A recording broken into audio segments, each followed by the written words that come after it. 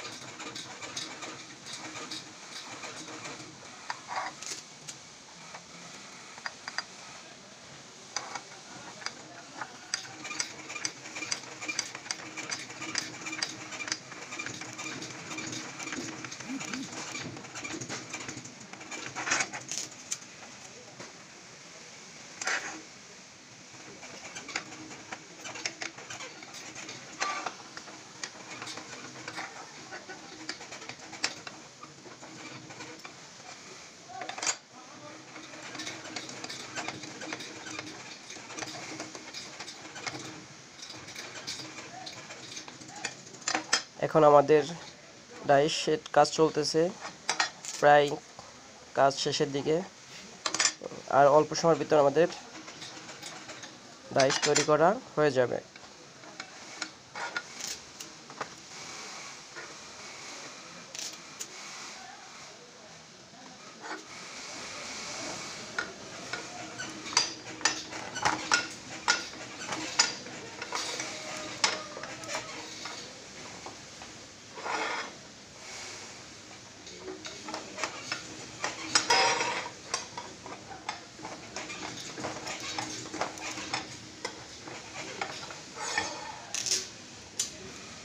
আমাদের এখন ডাইসের কাজ, ডাইস বেন্ড করা শেষ।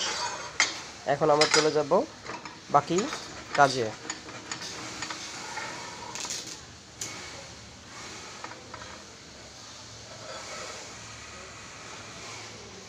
এই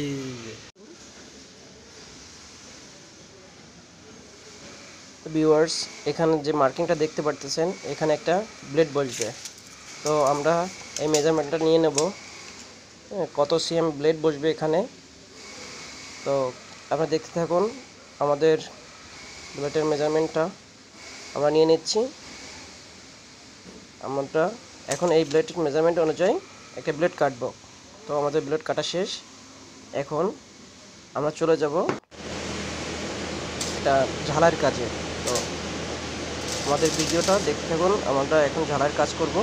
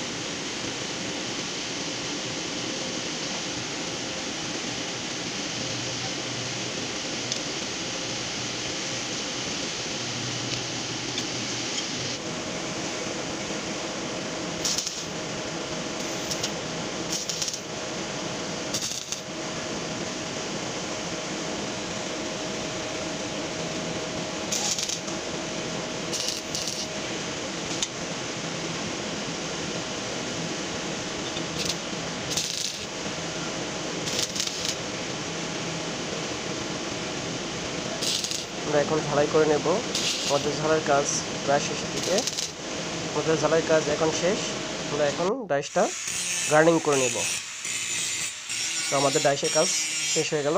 আপনারা আমাদের ভিডিওটা দেখা কেমন লাগলো কমেন্ট বক্সে অবশ্যই জানাবেন।